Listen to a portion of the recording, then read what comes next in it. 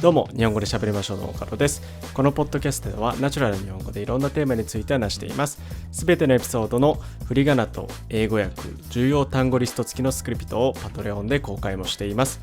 お刺身のように新鮮で生の日本語を学びたい人はぜひ最後まで聞いていってください。よろしくお願いします。はい、今日は日本の妖怪について、皆さんにちょっと紹介したいと思います。で、妖怪とはどんなものなのか、簡単に説明すると、人が理解できない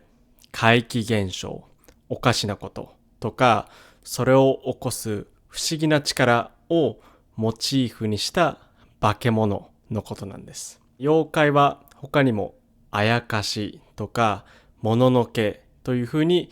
呼ばれることもあるらしいです。で、昔は生きているか生きていないかにかかわらず、自然のものにはすべて精霊が宿っているというふうに信じられてきたそうです。なので妖怪はちょっと神の役割に似ていたのかもしれませんね。誰のせいにもできない出来事は人間を超越した存在のせいにすることで、それで納得できていったのかもしれませんね。なので、今日はどんな妖怪がいるのか、ちょっと面白い妖怪を5つ紹介したいと思います。まず1つ目の妖怪です。1つ目の妖怪は枕返し。この枕返しという妖怪は、もしかしたら皆さんのところにも来たことがあるかもしれません。で、この妖怪が何をするかについてちょっと話してみたいんですけど、この妖怪は夜中、寝ているところにやってきて、で、皆さんの使っている枕をひっくり返したり、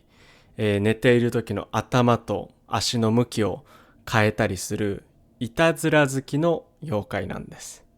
どうですか？皆さんもこんな経験は一度はあるんじゃないですか？夜寝て朝起きたら枕がひっくり返っていたり、頭の位置がちょっと寝ている時と起きた時に変わっていたこととかあるんじゃないですかね。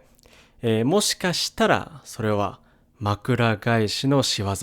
かもしれませんね。二つ目の妖怪ですね。二つ目の妖怪は腹出しです。この妖怪ももしかしたら皆さんの身の回りにいるかもしれません。で、この妖怪が何をするかというと、夜遅くに現れて、で、お酒を勧めると、腹出しは喜んでそのお酒を飲んで踊り始めるんです。ちょっと面白いですよね。で、しかもその踊りを見た人にはいいことがあるんです。なので人間を困らせることもしないらしいんです。なので陽気な性格で悲しんでいる人を慰めたりすることもあるらしいです。いい妖怪ですよね。なので、僕の友達にお酒が好きで酔っ払うと踊り始める友達がいるんですけど、もしかしたらその友達は人間じゃなくて妖怪なのかもしれないです。どうですか？皆さんの周りにもこんな人いますか？その人はもしかしたら妖怪かもしれませんね。で、3つ目の妖怪です。3つ目は忙しという妖怪です。これはたくさんの日本人が、この妖怪に取り憑かれてるかもしれません。で、この妖怪が何をするかというと、この妖怪に取り憑かれると落ち着きがなくなると言われています。なのでこの妖怪に取り憑かれるといつも時間がなくて忙しくなるんです。でもこの忙しくなっても不快な気分にはならないらしいです。この忙しく動き回ることで安心するみたいなんですね。これはね、ちょっと僕も時々取り憑かれてるんじゃないかなっていう時はあります。なんか暇すぎると何かやることを、探してしまうことって皆さんもあるんじゃないですかね。そんな時はきっとこの妖怪に取り憑かれているのかもしれませんね。で、4つ目の妖怪ですね。4つ目の妖怪の名前はヌラリヒョンです。特徴は大きな頭と態度なんですね。で、いつの間にかぬらりとあなたの家に現れるんです。なのでぬらりひょんと呼ばれていて、お金持ちの家などに勝手に上がり込んで、例えばその家のタバコを吸ったりとか、お茶を飲んだりとか、食べ物を食べたりとか、あたかもその家に住んでるように、その家の家主のように振る舞うんです。これをね、聞いてちょっと思ったことがあるんですけど、うちのね、猫もね、時々家主みたいな態度をとって、ちょっと生意気な態度をとってるので、もしかしたらうちの猫はぬらりひょんなんじゃないかなって思っちゃう時も時々あります。どうですか？皆さんも家に家族にぬらりひょんみたいな人とか、ペットでぬらりひょんみたいなペットを飼ってる人とかいるんじゃないですかね、きっとね。でもちょっと面白い妖怪ですよね。で、最後、5つ目の妖怪なんですけど、豆腐小僧という名前です。この豆腐小僧が何をするかというと、買ってきた豆腐を常に持ち運んでいるんですね。で、見た目は子供みたいな妖怪です。で、雨の日の夜とかに人が歩いているとその後をついてきて歩く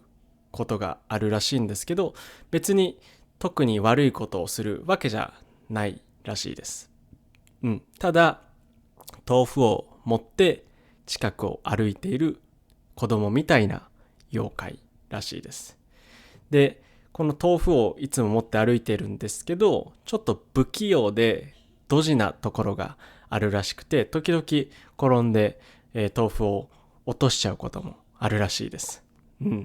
特にね、悪いこともしないし、ちょっと可愛らしいのでね、僕は個人的には豆腐小僧好きですけど、皆さんはどうですか？どう思いますか？他にもね、たくさん、いろんな妖怪がいるんですけど、今日はその中でも僕が個人的に面白いと思った5つを紹介してみました。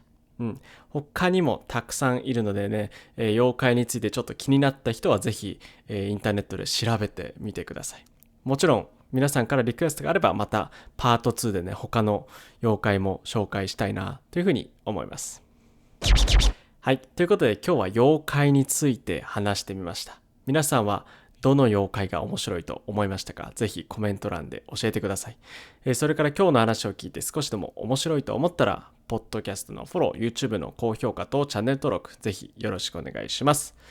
それじゃあ最後まで日本語で喋りましょう。聞いてくれてありがとうございます。今日話した内容の振り仮名と英語訳、重要単語リスト付きのスクリプトを読みたい人は、リンクに載っているパトレオンのサイトをぜひチェックしてみてください。そこで話してほしいテーマもリクエストできるので、どしどしメッセージ送ってください。それでは皆さん、